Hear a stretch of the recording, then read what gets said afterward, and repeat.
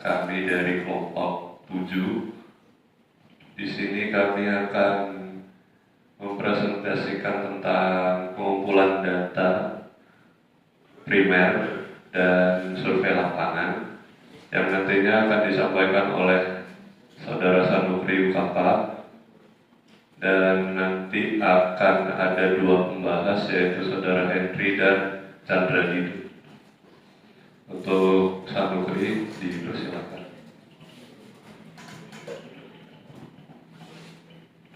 Baik, selamat pagi. Jadi untuk kali ini maka kita masuk ke survei lapangan dan pengumpulan data primer dalam pembuatan master plan. Untuk latar belakang singkat saja, kita dari Desa Murai Batu, Kecamatan Kamboja, Kabupaten Nangka, Provinsi Murai Cebu, memiliki potensi besar yang belum dimanfaatkan secara optimal untuk meningkatkan kesejahteraan masyarakat. Letak geografis yang strategis, kondisi tanah yang subur, dan ketersediaan lahan pertanian yang luas menjadikan desa ini kaya akan komoditas kedelai dan produksi yang melimpah. Namun potensi berikut belum memberikan dampak yang signifikan karena ketiadaan data potensi desa yang terinventarisasi dengan secara komprehensif dan terstruktur, sehingga perumusan kebijakan pembangunan yang berkelanjutan seringkali tidak tepat sasaran dalam pengelolaan sumber daya yang masih bersifat parsial ini. Akibatnya hasil kedelai lebih banyak dijual dalam bentuk mentah daripada hasil olahan. Sekian untuk latar belakang singkat. Lalu ada perencanaan dan persiapan survei. Untuk instrumennya kita menyediakan ada observasi lapangan, kuesioner, panduan wawancara mendalam, dan panduan FGD atau Focus Group Discussion. Untuk sampel dan lokasinya ada petani, ada kepala desa Murai Batu, dan tokoh masyarakat desa Murai Batu. Ini untuk contoh kuesionernya terdiri dari nama kepala lembaga petani, usia, tingkat pendidikan terakhir, dan luas lahan yang digunakan yang dimiliki oleh petani tersebut. Ini adalah untuk kuesioner minat kewirausahaan masyarakat di Desa Murai Batu. Terdiri dari 3 pertanyaan: apakah dia pernah berwirausaha sebelumnya, apakah dia berminat terhadap wirausahanya, dan apakah bersedia untuk berwirausaha.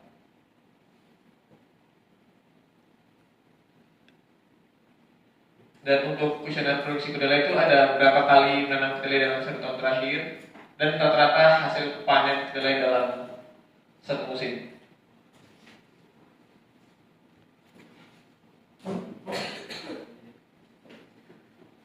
Berikutnya ada kuesioner pemasaran dan nilai ekonomi. Untuk pertanyaan pertama, kepada siapa biasanya menjual hasil panen kedelai. Untuk kedua, apakah harga jual kedelai saat ini sudah menguntungkan atau belum. Lalu berikan 2 penghambat terbesar dalam budidaya kedelai atau dalam pertanian kedelai. Untuk perencanaan persiapan survei dalam instrumen wawancara mendalam, ada pengantar dan sejarah kedelai di desa, lalu sejarah sekapan kedelai menjadi komoditas yang penting dari Desa Murai Batu, apakah faktor utamanya. Untuk perbandingan, dahulu bagaimana hasil pertanian kedelai dibandingkan dengan saat ini, misalnya dalam kurun waktu 10 tahun atau 5 tahun ke belakang. Untuk varietas unggul, varietas lokal atau luar, mana yang paling populer di sini? Mengapa varietas tersebut dipilih? Selanjutnya untuk tantangan teknis dan agronomi. Pertama itu ada hama dan penyakit. Apa saja hama dan penyakit utama yang paling sering menyerang tanaman kedelai dan bagaimana cara menanganinya? Lalu ada irigasi dan tanah. Bagaimana kondisi tanah di sini mempengaruhi pertumbuhan kedelai? Seberapa besar kendala air atau irigasi pada musim tanam terakhir? Ketiga, modal dan ketersediaan input. Apakah mudah mendapatkan produk pupuk bersubsidi dan benih berkualitas saat dibutuhkan? Untuk probingnya, bagaimana Anda mengatasi kelangkaan atau kenaikan harga untuk modal tersebut? Untuk sistem pemasaran dan kelembagaan, bagaimana proses penjualan kedelai Anda dari panen hingga sampai ke tangan pembeli terakhir. Probing itu untuk pihak-pihak yang terlibat. Untuk fluktuasi harga, bagaimana pandangan Anda mengenai perubahan harga kedelai? Strategi apa yang digunakan untuk mencegah kerugian akibat harga yang sangat jatuh? Untuk peran kelembagaan, seberapa efektif peran kelompok tani atau koperasi dalam membantu petani kedelai? Lalu untuk potensi dan harapan dari responden adalah selain menjual mentah, apakah potensi pengolahan kedelai menjadi produk turunan di desa ini? Untuk dukungan pemerintah, jika Anda bisa meminta satu program dukungan dari pemerintah untuk petani kedelai, apa itu? Lalu perencanaan dan persiapan survei dalam bentuk fokus group discussion. Untuk sesi 1 yaitu mengidentifikasi masalah dan kendala bersama untuk waktu kurang lebih 30 menit. Untuk pemicu diskusinya itu bagaimana menurut pengalaman Bapak Ibu sekalian, apa 3 kendala utama dan yang paling sering dihadapi dalam budidaya kedelai di desa ini dari tahun ke tahun. Dari pemicu diskusi itu kita gali lebih dalam tentang masalah bibit, modal, dan pengendalian hama penyakit. Untuk pertanyaan lanjutannya, bagaimana kendala-kendala ini secara kolektif mempengaruhi semangat petani muda untuk terus menanam kedelai? Pada sesi 2 terkait dengan efektivitas teknologi dan inovasi, untuk pemicu diskusi ini, saat ini banyak teknologi baru, mulai dari benih unggul, alat pertanian. Menurut Anda, bagaimana teknologi mana yang paling dibutuhkan desa dan mengapa belum diterapkan secara merata? Untuk pertanyaan lanjutannya, seberapa besar manfaat yang dirasakan petani dari penjualan pertanian lapangan? Bagaimana cara meningkatkan efektivitas penjualan? Pada sesi 3 itu membahas tentang pasar, harga, dan nilai tambah dari kedelai. Untuk pemicunya yaitu ada bicara tentang hasil panen. Bagaimana perasaan Bapak Ibu sekalian tentang sistem pemasaran dan penetapan harga kedelai pada saat ini? Fokusnya itu pada para tengkulak dengan koperasi. Untuk pertanyaan lanjutannya, jika desa ini memiliki fasilitas pengolahan sederhana, apakah petani bersedia menjual kedelai milik mereka untuk diolah menjadi produk olahan, misalnya tempe atau tahu dengan harga yang lebih stabil? Lalu, bagaimana cara kita mewujudkan itu? Untuk kesepakatan yang ada, apa perlu dilakukan secara kolektif oleh petani, kelembagaan desa atau pemerintahan untuk meningkatkan daya tawar kedelai di desa ini?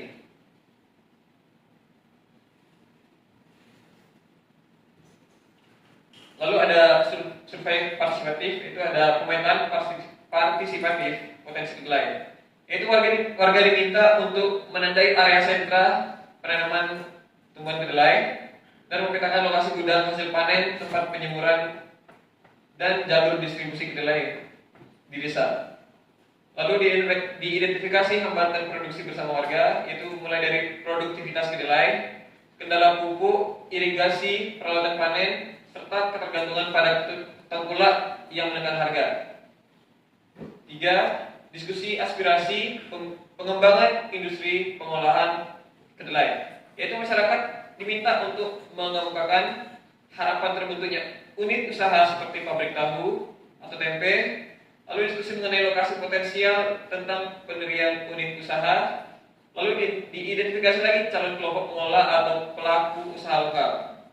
Nomor 4, mengidentifikasi potensi ekonomi lain, yaitu UMKM pendukung seperti pemasok kayu bakar atau pengangkut bahan baku, serta potensi tenaga kerja lokal dan pemuda.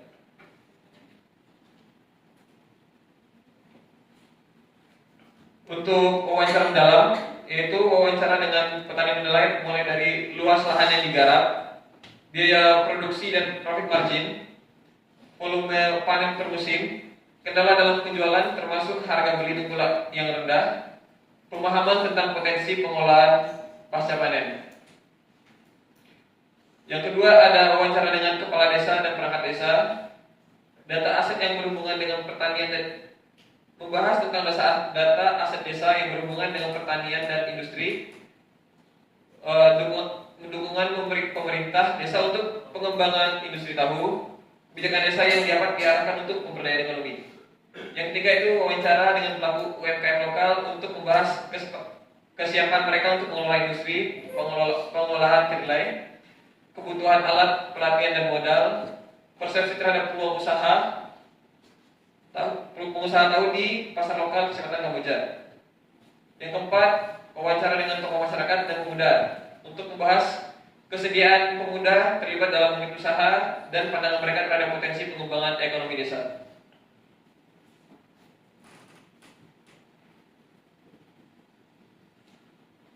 Untuk fokus grup diskusi ini membahas dengan kelompok tani, yaitu dengan kelompok tani membahas tentang menghitung perkiraan produksi kedelai per tahun di desa, mengidentifikasi kapasitas pasokan untuk industri tahu, serta menganalisis kelayakan pendirian unit desa berbasis bahan baku lokal.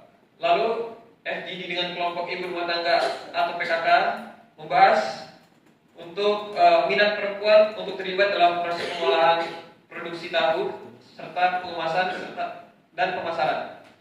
Lalu lanjut dengan diskusi mengenai potensi diversifikasi produk seperti tahu, tempe atau susu kedelai. Yang ketiga ada fokus group discussion dengan pemuda untuk membahas peluang keterlibatan pemuda dalam distribusi, teknologi produksi dan digital marketing serta identifikasi calon operator usaha pengolahan. Yang keempat ada FGD dengan pelaku usaha lokal, pembahasan harga modal, jaringan distribusi dan pasar, lalu identifikasi risiko dan mitigasinya. Yang kelima ada penyusunan prioritas masalah dan solusi untuk membahas masyarakat menilai potensi terbesar dan hambatan paling krusial serta hasilnya menjadi dasar penyusunan master plan industri tahu.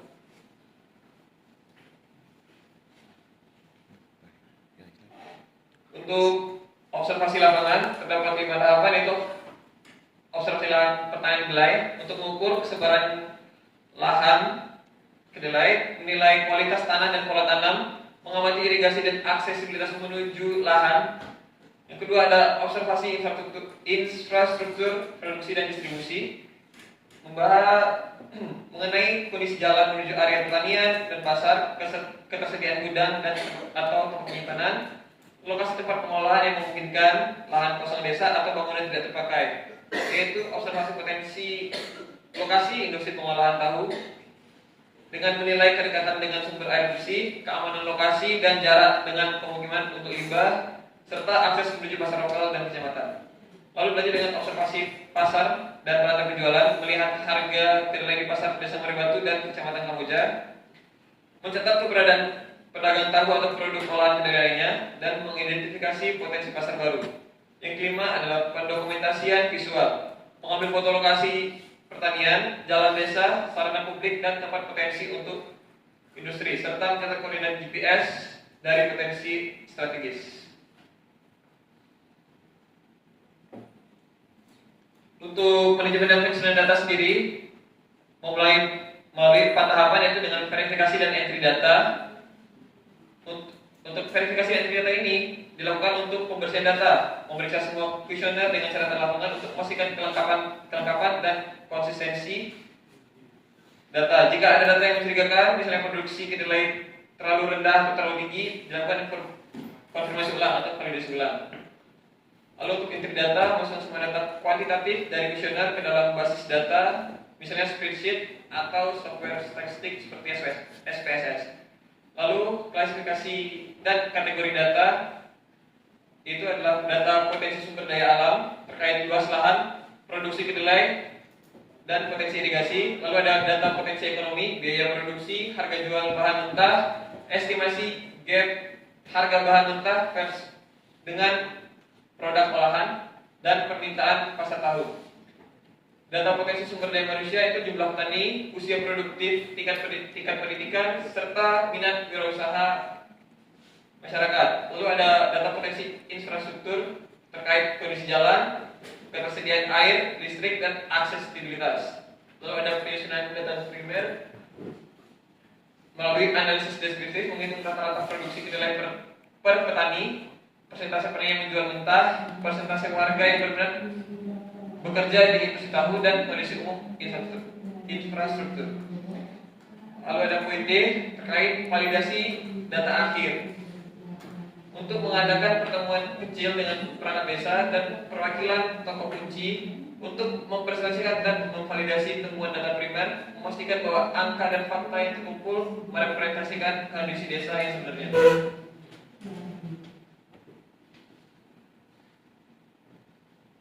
Untuk menutup, kegiatan survei di lapangan dan pengumpulan data primer telah memberikan gambaran yang nyata serta mengenai kondisi sosial, ekonomi, infrastruktur, serta potensi dan permasalahan desa Murai Batu melalui observasi langsung, survei partisipatif, wawancara mendalam, dan FGD, tim memperoleh data yang akurat serta relevan untuk menjadi dasar penyusunan master plan. Data primer ini memastikan bahwa rencana pembangunan yang akan dirumuskan tidak bersifat asumtif, tapi benar-benar sesuai kebutuhan masyarakat dan potensi lokal yang ada. Dengan selesainya tahap ini, tim telah memiliki landasan yang kuat untuk memasuki proses tahap analisis data dan perumusan konsep master plan. Sekian, terima kasih.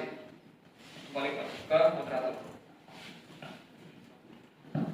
Baik, terima kasih untuk Saudara Sanukri. Kemudian dilanjutkan kepada pembahas 1, Chandra Dido, dipersilakan.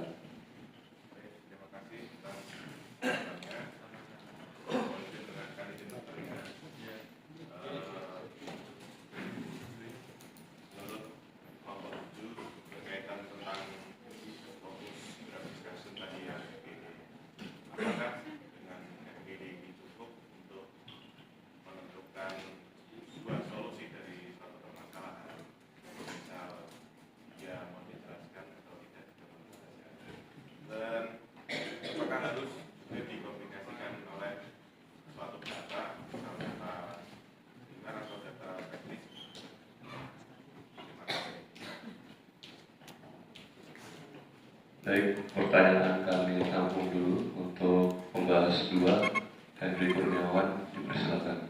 Baik, terima kasih moderator atas waktu yang diberikan. Izin bertanya terkait perencanaan dan persiapan survei dalam instrumen wawancara mendalam. Pertanyaan saya yang pertama, bagaimana strategi wawancara mendalam dapat dilaksanakan untuk memahami tantangan teknis dan agronomi pada budidaya kedelai? Kemudian yang kedua, bagaimana cara mengatasi masalah apabila saat wawancara secara mendalam belum mendapatkan hasil yang diinginkan? Terima kasih.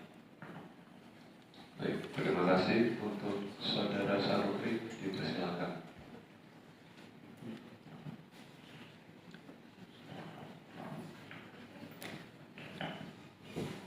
Baiklah, saya akan menjawab untuk pembahasan dulu terkait FGD ini dapat menjadi tolak ukur atau tidak.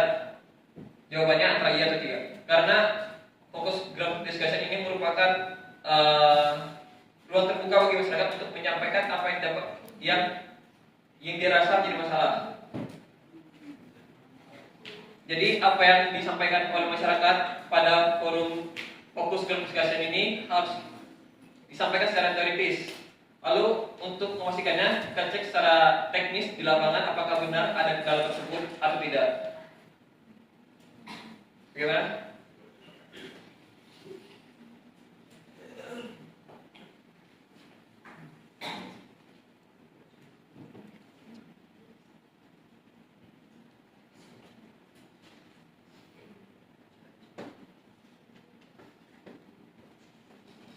Untuk pembahas 2, tadi pertanyaan tentang strategi wawancara ya? Terkait strategi wawancara mendalam untuk memahami tantangan teknis dan agronomi, ada beberapa panduan, yaitu adalah pembagian sesi wawancara menjadi beberapa topik seperti pengantar, sejarah, sistem pemasaran, kelembagaan, serta potensi dan harapan petani. Lalu di setiap topik itu dilengkapi dengan probing atau pertanyaan lanjutan yang menggali lebih dalam, seperti efektivitas penanganan hama secara tradisional, kelangkaan modal atau strategi yang mengatasi kenaikan harga input produksi. Lalu wawancara dilakukan dengan sejumlah sampel yang representatif, seperti misalnya petani, kepala desa, tokoh masyarakat, serta pelaku UMKM yang bisa memberikan sudut pandang berbeda atas masalah teknis tersebut. Jika hasil wawancara mendalam belum memadai atau tidak mendapatkan informasi yang diinginkan,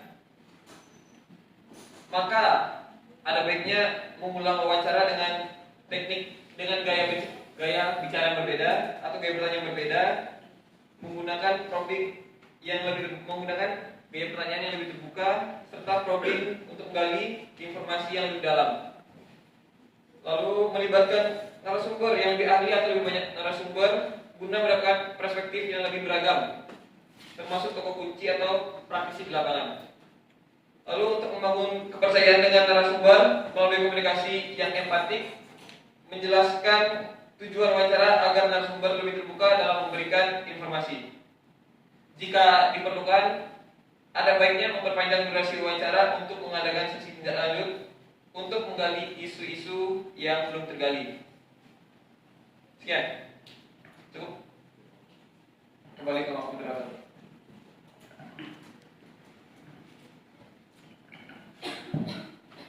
Baik, terima kasih untuk pembahas 1, pembahas 2, dan Samukri. Untuk sesi kali ini dari kelompok 7 kami akhiri. Terima kasih. Wassalamualaikum warahmatullahi wabarakatuh.